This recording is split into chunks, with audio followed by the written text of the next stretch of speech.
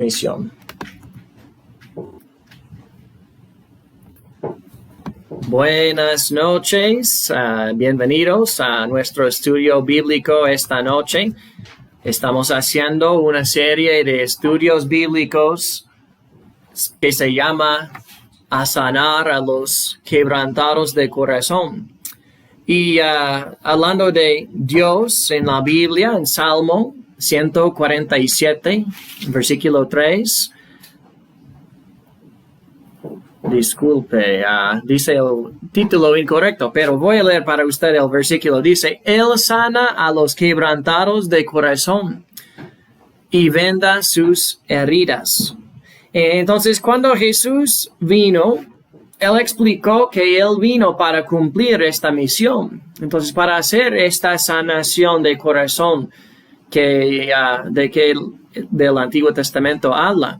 En Lucas capítulo 4, versículo 18-19, dice, el Espíritu del Señor está sobre mí, por cuanto me ha ungido, que significa Mesías, Cristo, porque me ha ungido para dar buenas nuevas a los pobres.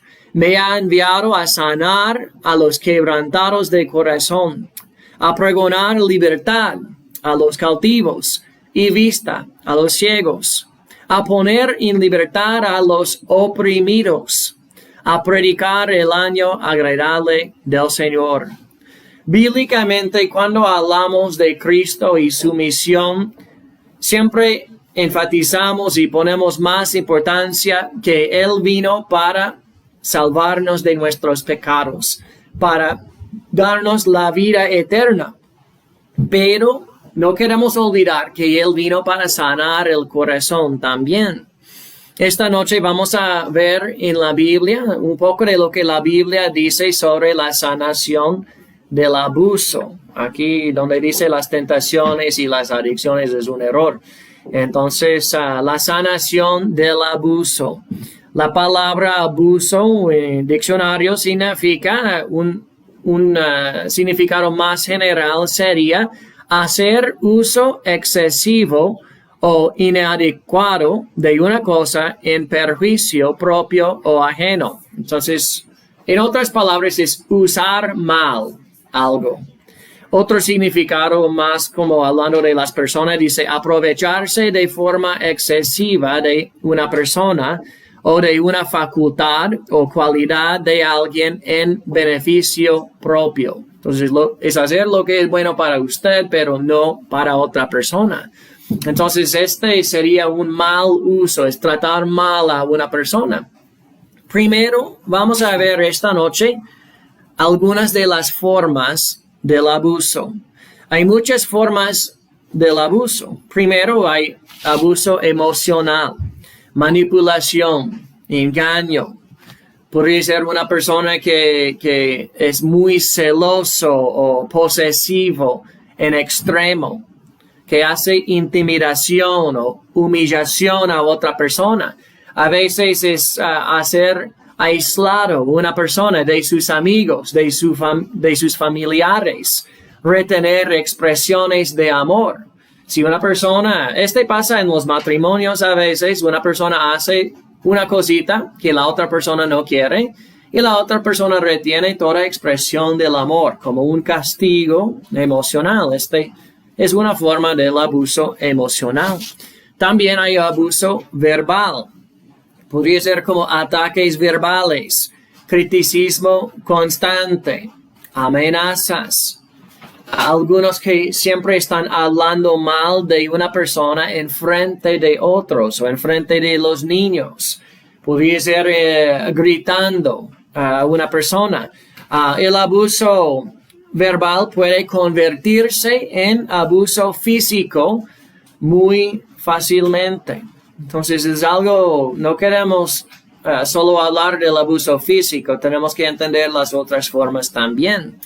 En Proverbios capítulo 15, versículos 3 y 4 dice, los ojos de Jehová están en todo lugar, mirando a los malos y a los buenos, Dice versículo 4, la lengua apacible es árbol de vida. Entonces da vida, da ánimo. Pero dice, más la perversidad de ella, de la lengua, es quebrantamiento del espíritu. Entonces, las palabras tienen poder. También hay abuso físico, la violencia física, corporal o amenaza de violencia. La Biblia habla de la importancia de disciplina física para un niño desobediente. Pero debemos entender que hay una diferencia entre la disciplina física y el abuso físico. Y los padres deben tener mucho cuidado que no disciplinan con ira o disciplinan para herir, porque este sería un camino hacia el abuso. Podría ser otro tema por otra ocasión cuando hablamos más de cómo hacer el trabajo de un padre. La Biblia no permite en ninguna manera la disciplina física de un adulto, de una esposa, un esposo. Cuando uno está enojado, golpear a una persona, la Biblia no habla de eso. Sería abuso físico. También hay abuso sexual. Incluye hacer o estar cómplice en los actos contra de la voluntad de una persona. También si la persona no es consciente o como dormida o si la persona tiene miedo de decir no, yo creo que incluye también adulterio. Esta es una forma del abuso sexual. Incluye actos con personas menor de edad, no importa de la voluntad. También incluye todas formas del incesto. Una estadística que leí dice que 25% de las mujeres han sido víctimas del abuso físico o sexual por una persona con la que tenía como una relación íntima. Entonces podría ser un esposo o un novio o una persona así. 25%. También hay abuso espiritual. Es una forma del abuso emocional y psicológico en que hay una persona que hace un mal uso de la religión o de la Biblia o algo así para manipular, para coaccionar o forzar a una persona a hacer algo contra de su voluntad. Quiero clarificar eso. No es predicar lo que la Biblia dice claramente. Algunas personas no les gusta lo que la Biblia dice y piensan que cualquier persona que predica o dice que debemos hacer lo que la Biblia dice, es legalismo. No es legalismo. Entonces, predicar lo que la Biblia dice no es abuso espiritual. Abuso espiritual sería más como malinterpretar la Biblia o decir que la Biblia está diciendo cosas que en verdad no dice para hacer como una forma de esclavitud espiritual. Nosotros debemos predicar lo que la Biblia dice. Debemos hacer y obedecer lo que la Biblia dice.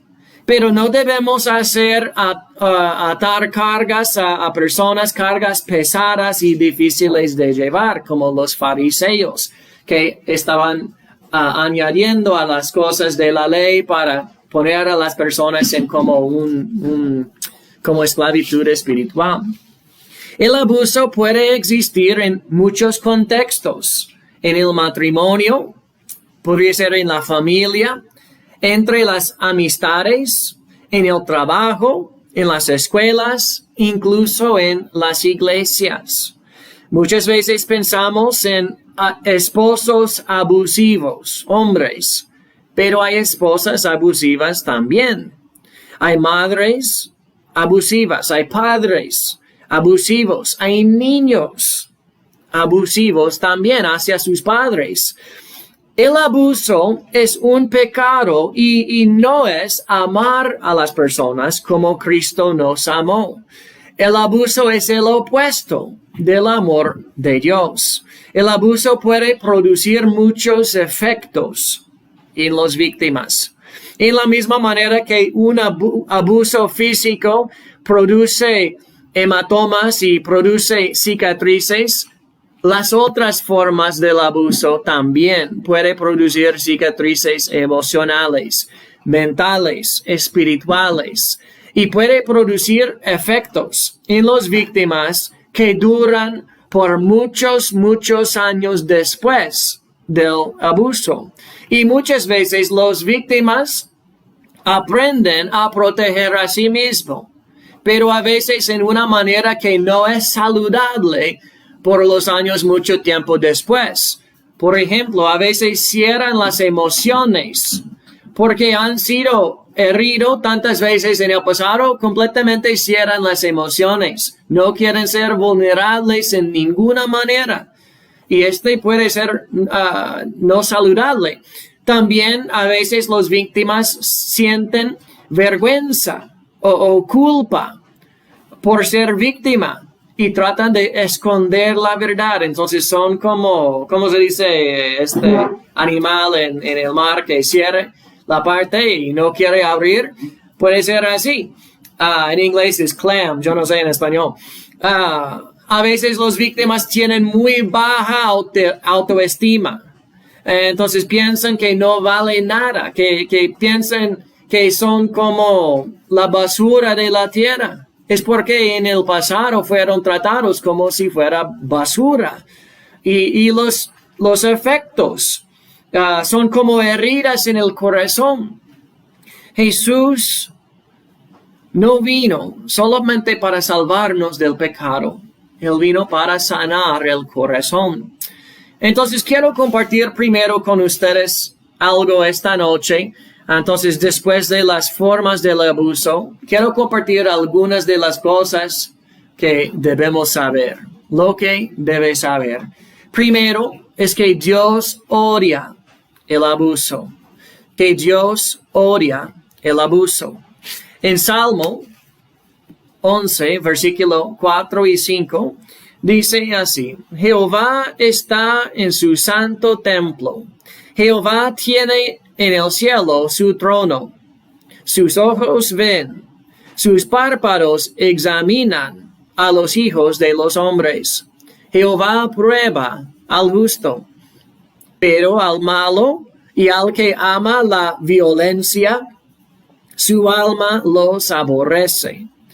Aunque la Biblia enseña la importancia de la orden buena y bíblica en el matrimonio, en la familia, en la iglesia, en el gobierno, Él está en contra de todo abuso de esta orden. Un hombre que quiere decir que porque él es cabeza puede abusar de su familia. No es bíblico. O padres, madres, pastores, personas del gobierno, cualquier corrupción de la orden buena y bíblica, Dios está en contra de eso. Dios no justifica eso. Este es contra el plan de Dios. Salmo 72, versículo 4, hablando de Dios, dice que Dios juzgará a los afligidos del pueblo, salvará a los hijos del menesteroso y aplastará al opresor. Entonces, el que oprime a otros, Dios dice aplastará las personas así. También debe saber que Dios está al lado de los oprimidos. Dios está al lado de los oprimidos. En el último libro del Antiguo Testamento, en Malaquías, capítulo 2, Dios habla en contra de los hombres que eran religiosos, que eran infieles y abusivos en el matrimonio. En Malaquías capítulo 2, versículos 13 y 14, dice: Y esta otra vez haréis cubrir el altar de Jehová de lágrimas, de llanto y de clamor. Así que no miraré más a la ofrenda para aceptarla con gusto de vuestra mano. Mas diréis: ¿por qué? Y la respuesta dice, porque Jehová ha atestiguado entre ti y la mujer de tu juventud, contra la cual has sido desleal, siendo ella tu compañera y la mujer de tu pacto. En mi mente la esposa está llorando en el altar, pidiendo, clamando a Dios, pidiendo ayuda, y el hombre viene más tarde para hacer una ofrenda, como todo era normal. Y Dios dice que no quiere recibir esta ofrenda, que Dios mismo defiende la esposa, Dios mismo testifica contra ese hombre infiel, injusto y abusivo. Y versículo 16 también dice, porque Jehová, Dios de Israel, ha dicho que Él aborrece el repudio. En algunas traducciones dice el divorcio. También dice, y al que cubre de iniquidad su vestido. Voy a explicar. Dijo Jehová de los ejércitos, guardaos pues en vuestro espíritu y no seáis desleales. En la ceremonia de del matrimonio de los hebreos, el esposo cubría a su esposa con su vestido. Y este era como un símbolo de la protección, como parte del pacto de matrimonio, que él tenía que proteger a su esposa. Y cuando el texto en este versículo dice que Dios aborrece al que cubre de iniquidad su vestido, la palabra iniquidad también, la palabra hebrea significa violencia. Entonces la idea es de un hombre abusivo que no protege a su esposa, que no cumple su pacto con su esposa, que era desleal a su voto del pacto. También debe saber que la iglesia está a su lado, al lado de la víctima. A veces las iglesias no han hecho la justicia en los casos de las personas que han sido víctimas del abuso. Muchas veces las situaciones son complicadas y no hay ninguna solución perfecta, pero a veces las iglesias han hecho errores, no haciendo la justicia correctamente. Dios nos manda proteger a los oprimidos y también hacer justicia correcta. En Proverbios capítulo 31, no está en la pantalla, disculpe, Proverbios 31, versículo 8 y 9, dice así, abre tu boca por el mudo en el juicio de todos los desvalidos.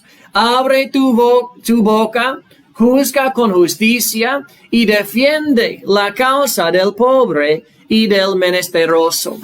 Entonces la iglesia tiene el compromiso, la responsabilidad de defender a los que no pueden defender a sí mismos. Hablamos en contra de cualquier injusticia y debemos hacer todo lo necesario para proteger a las víctimas del abuso. También debe saber que Dios vengará. Dios vengará. La Biblia enseña que Dios es vengador de los oprimidos. En 1 de Tesalonicenses, capítulo 6,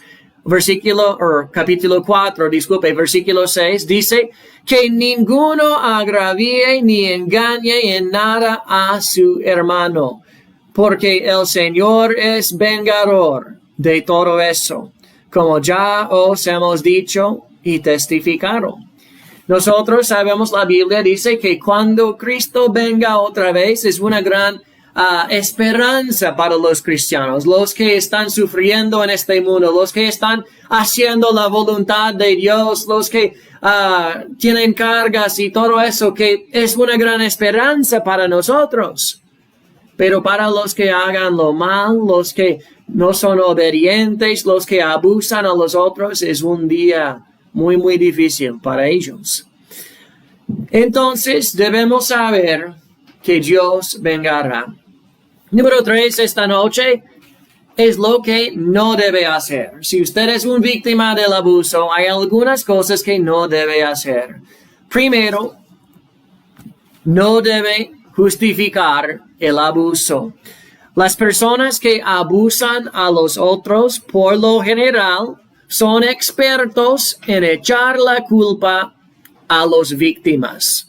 A veces ellos pueden convencer a todo el mundo que son personas buenas, pero en la casa es otra historia. Una forma del abuso psicológico es convencer al víctima que la víctima tiene la culpa o que merece este maltrato o abuso, que es su culpa. A veces las víctimas empiezan a creer eso. Las víctimas siempre están cambiando perpetuamente para no ofender al abusador o no provocar su ira. Y quiero decir eso. No hay ninguna persona perfecta, pero no hay ninguna imperfección o fracaso de una persona que merece el abuso. A veces, con buenas intenciones, las víctimas hacen excusas para defender su abusador. Es que él estaba borracho y no sabía lo que estaba haciendo. Es que toda su familia es así, los hombres son así. Es que él era víctima de abuso como niño y que él no puede hacer nada diferente. Muchas veces el abuso existe en muchas generaciones de la misma familia. Y a veces los hombres que sufrían el abuso como niños repiten este mismo abuso en su propia familia. Pero no hay excusa. No podemos justificar el abuso. También otra cosa que no debe hacer es vengar a sí mismo. No vengar a sí mismo.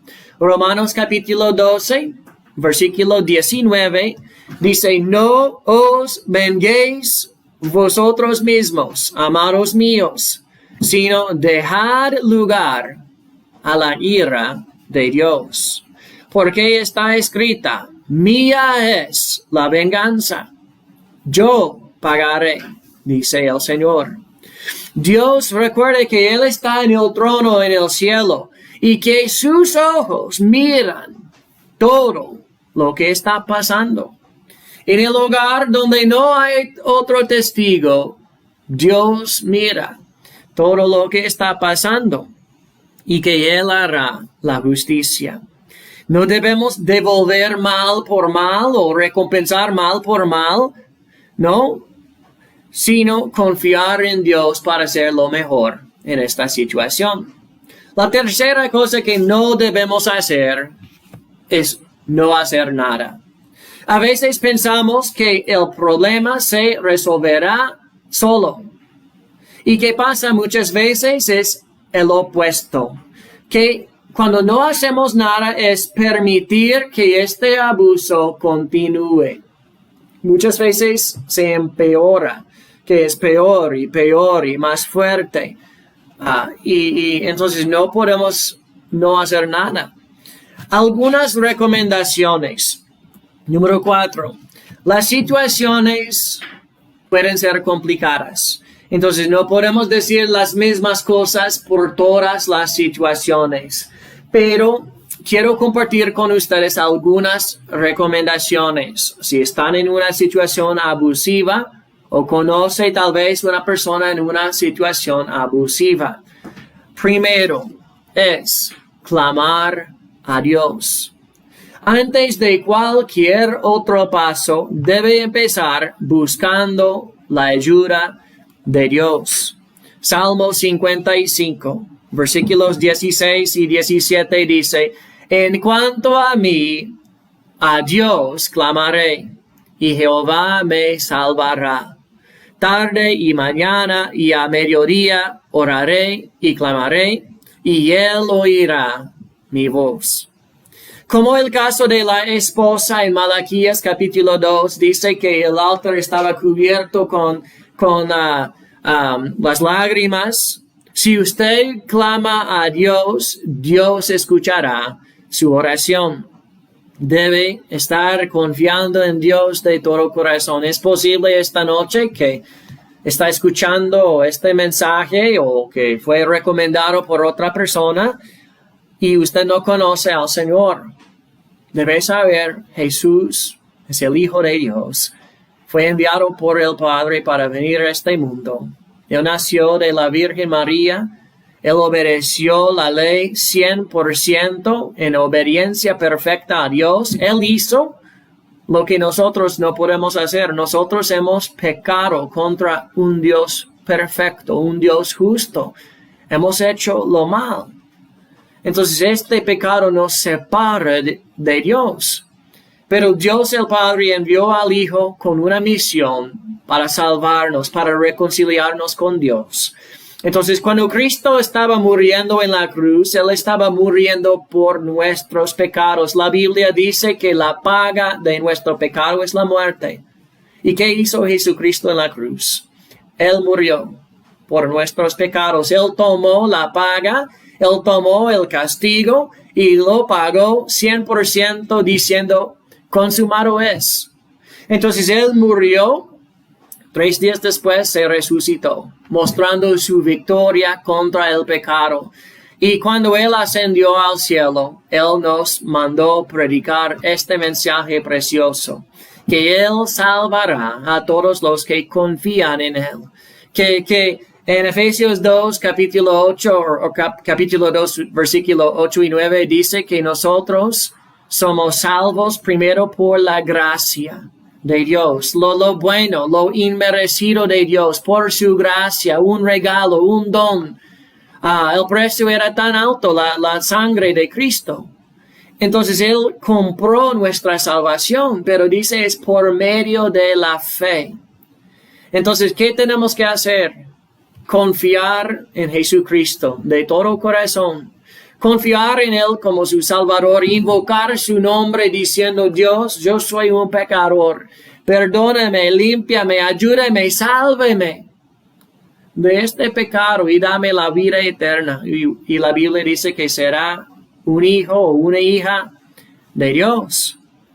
Entonces, como hijo de Dios, puede clamar a Dios diciendo, Dios, ayúdame, yo no sé qué hacer, pero guía mis pasos.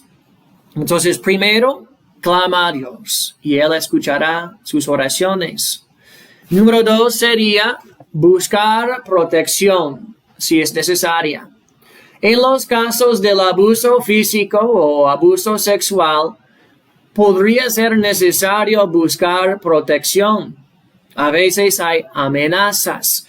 Por ejemplo, si un hombre dice que si la esposa habla de este abuso, lo que pasa en la casa, que él la matará, o algo así. Este es más común que pensamos.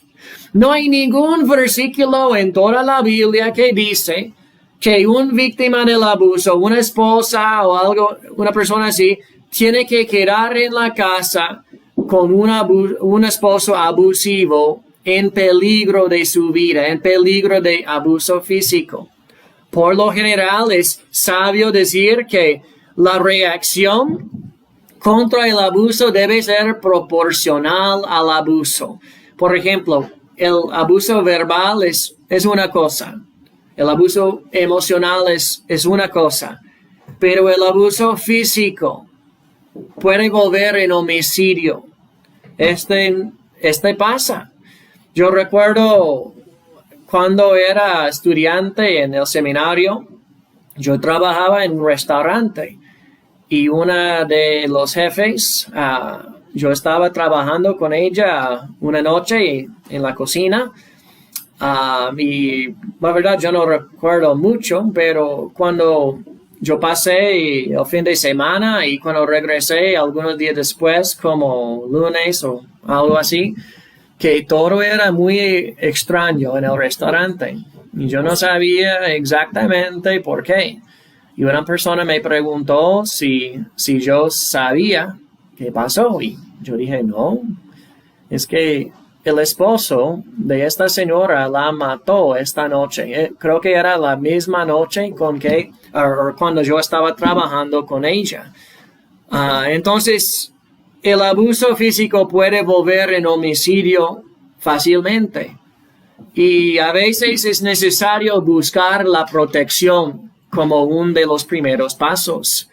En circunstancias normales, la esposa debe quedar con el esposo, pero el abuso físico y sexual son delitos y son crímenes, no solamente contra la ley de Dios, sino contra la ley civil también.